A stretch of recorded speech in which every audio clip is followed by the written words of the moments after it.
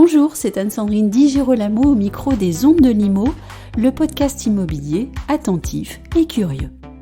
New York, c'est une ville iconique, une ville dans laquelle toutes les cultures, toutes les religions et toutes les générations se retrouvent toujours et interagissent au rythme soutenu de l'activité économique et culturelle. Les modes n'ont jamais su y imposer leur légèreté et les crises n'y perdurent jamais. Forte de sa vitalité, cette ville reste l'une des principales destinations internationales pour les familles fortunées et les investisseurs. Pour nous parler du marché de son immobilier haut de gamme, voici Yann Rousseau, directeur de Barnes New York. Yann Rousseau, bonjour. Sandrine, bonjour. Avant que nous n'évoquions le marché haut de gamme new-yorkais proprement dit, j'aimerais qu'on puisse, grâce à vous, établir le portrait robot du bien immobilier haut de gamme à New York. Quels sont les critères du bien immobilier haut de gamme dans cette ville icône et qui fait rêver tant de monde ? Je dirais qu'il y a deux types de biens haut de gamme à New York. Il y a la maison de ville, ce qu'on appelle donc la townhouse ou la brownstone ou la row house. Il y a différents termes qui sont utilisés, donc qui sont des maisons de ville mitoyennes en général de 3 voire 4 étages avec un petit peu de jardin derrière, qui sont principalement situées dans des quartiers tels Upper East Side ou Greenwich Village ou après sur Brooklyn. Oui. Donc ça, ce sont des biens qui sont très haut de gamme et qui est un petit peu la seule possibilité à New York City, du moins à Manhattan, pour être dans une maison individuelle sans être en copropriété. Mm-hmm. Et après, les autres biens haut de gamme, ce sont donc les penthouses, notamment donc les derniers étages dans des condominiums, des copropriétés de grand luxe, c'est-à-dire pas nécessairement condominiums, mais aussi des coopératives. Oui. Qui sont en général avec des grandes vues très dégagées dans des immeubles avec service. Oui, les services d'ailleurs, c'est l'élément différenciant par exemple par rapport à un bien immobilier haut de gamme parisien. Oui, absolument. Les grands, du moins les appartements qui sont les plus valorisés ou les tours d'immeubles, enfin les immeubles qui sont les plus valorisés, ont en général une multitude de services. Alors après, quand ce sont des immeubles qui sont plus anciens, il y a du service, il y a du personnel, il n'y a pas forcément après de service au sein du bâtiment, simplement parce que le bâtiment a été créé à l'origine, il n'y avait pas la place pour mettre ce qu'on met maintenant, à savoir des salles de sport, des piscines, des spas, ce genre de choses. Mais au minimum, il y a du moins une très grande quantité de personnel. Après, pour les programmes qui sont plus récents, les tours qui sont plus récentes, effectivement, là, il y a plusieurs étages de parties communes qui sont réservés à des services, donc telles salles de sport, par ailleurs, des salons de réception, des bibliothèques, des espaces communs, des terrasses, des rooftops. Quels sont les quartiers phares pour cet immobilier en ce moment et est-ce qu'il y a eu une évolution de ces quartiers justement ? Sur les dernières années, disons que c'est assez constant. Historiquement, en fait, si vous voulez, les quartiers les plus luxueux, c'était plutôt Upper East Side et ce qu'on appelle Midtown. Alors, Midtown, c'est une dynamique qui est plus récente avec la rangée des milliardaires qui s'est en fait inscrite sur la 57e rue. Donc ça, c'est un effort qui est plus récent, qui date d'environ une dizaine d'années. Maintenant, il y a toute une série de programmes neufs très luxueux qui sont sortis un peu ex nihilo de terre à Hudson Yards. Donc ça, c'est un quartier qui est tout neuf et qui est maintenant très valorisé.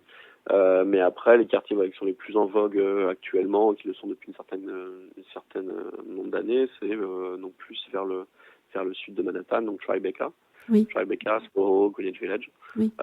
Et après, dans une moindre mesure, le quartier de Dumbo à Brooklyn. Oui, en fait, ce sont des quartiers qui sont déjà iconiques depuis de très nombreuses années. Oui. Ils sont déjà, effectivement, parce qu'en fait, si vous voulez, ce sont des quartiers où il y a moins de densité. Ces quartiers qui sont plus, entre guillemets, de taille village, avec une ambiance de village et qui finalement valorisent beaucoup les biens.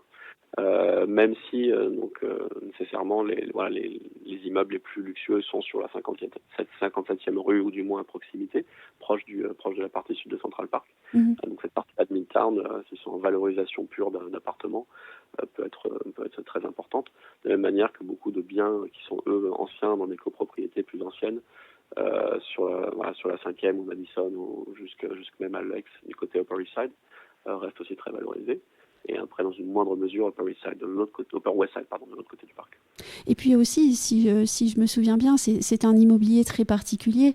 Bien sûr, on pense au loft, donc avec de très grands espaces, de très hauts plafonds, et un passage de l'industriel au résidentiel qui a beaucoup plu à un certain moment. Est-ce que c'est encore comme ça ? Oui, ça là, effectivement, sont beaucoup d'appartements avec énormément de volume qui ont après été reconvertis, donc Oui. après la distribution interne. Soit c'est resté en loft, très ouvert, très moderne, soit tout simplement ça a été converti en appartement de 2-3 chambres.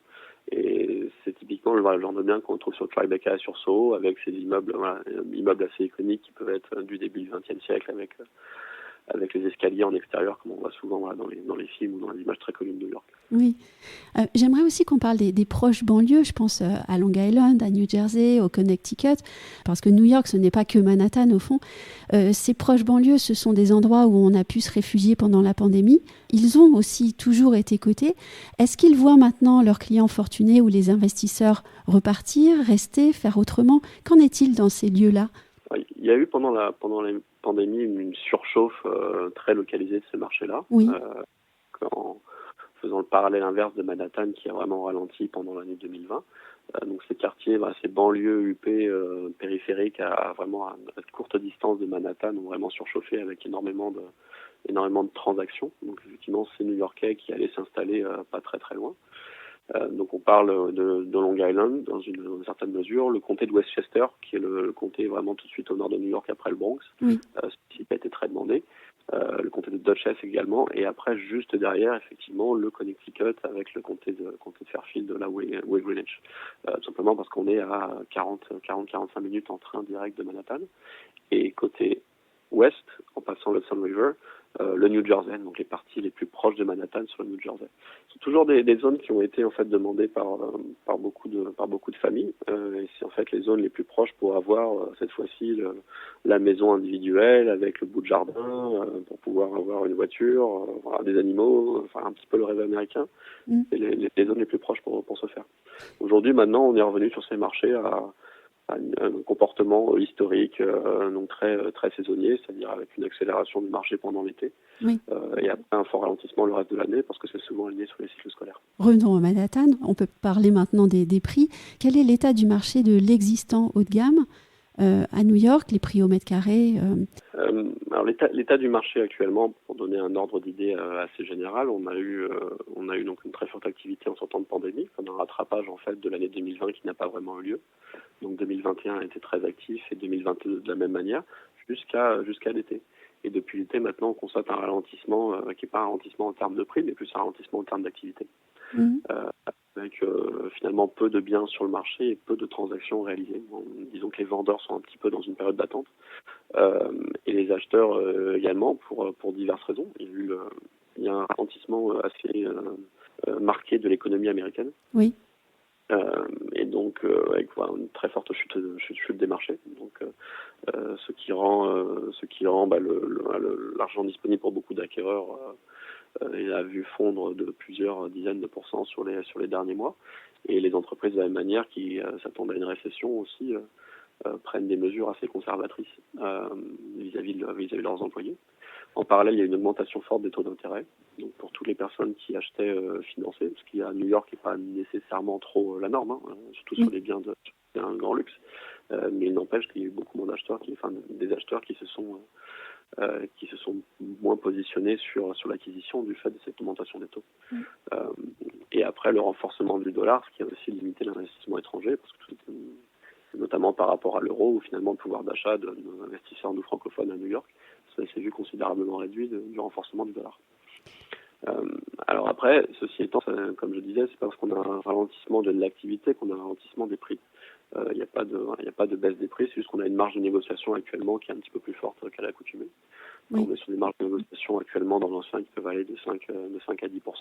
Et sur le programme neuf, on peut aller au-delà de 10%, 10, 15 par endroit.